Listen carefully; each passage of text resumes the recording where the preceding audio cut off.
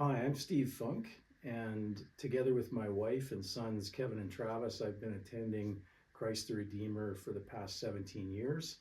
And lately, in the last couple of years, we've we've had the privilege of expanding that family. So my daughter-in-law Naomi and my granddaughter Alana attend now as well. That's great. And what skills do you bring, and why would you want to serve on our parish council? Well, this is this is a question that I, I was asked at the board level as well because we did an interview with the board too, and it was one that I kind of flipped back at the board and said, well, why? It's more a question of why do you want me to serve, and if I can elaborate on that, um, I think that the gifts and calling of God are irrevocable, and so as part of the body of Christ, many members and one body, um, I think it's incumbent upon us to discover what our spiritual gifts are, kind of early on in our Christian life, and you go through a period of testing and trial, and the Father speaks to you and directs you in certain areas, and other people in the body end up affirming some of those things.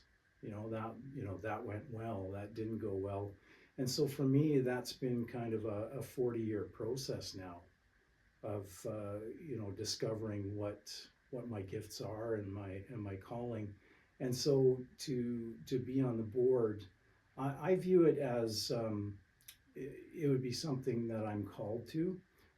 I wasn't clamoring to be on the board. Um, Even though I've been on there for several terms before, I was always asked to be on the board, and that's no different this time. As the board approached me and said, "Hey, we'd like you to be on the board again."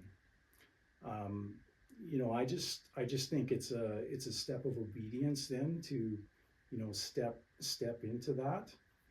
Um, if you look at my what I've done in terms of business, in terms of church service, in terms of what I'm doing now by teaching at Briarcrest, I think this is all a part of it because again, it's been a 40-year process for me, um, experimenting with what are my giftings, and once I discovered, once God led me to administration, teaching, things like that, I sought to implement those in my business and professional life as well.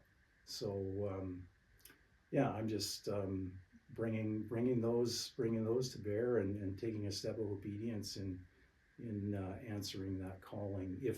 If the congregation ends up affirming that, and I do get the call. Thanks, Steve. Where do you see God at work right now at Christ the Redeemer? Yeah, at Christ the Redeemer, I see him at work from the youngest to the oldest. And let me explain that. So we have infant baptism, where parents commit to the catechism that they're going to pass along their faith. So we have infant baptism. We've seen a lot of children getting baptized too, and they can profess their own faith, but again, the parents and the congregation says that we will help in this process. We want to be good stewards of the gospel and help to pass that along to these kids. And where I really see this is, as an elder, I got to serve communion, and when you're standing up there serving communion, you see how eager these kids are to come and receive. Kids get bored pretty easily, and but not these kids with their walk with God and their journey. They're coming up there every Sunday, and they are just eager to receive that communion and that outpouring of the Spirit. So I see God working from the youngest, and the families, of course, help in that. And I see him working, all the way up to the oldest. So just this past Sunday, we had confirmation. And confirmation, of course, it's one of the sacraments, right? So just like communion is a sacrament, confirmation is a sacrament. If I had to put it in simple terms, communion is more of Christ, more of the Spirit for your week, and the confirmation is more of Christ, more of the Spirit for your life.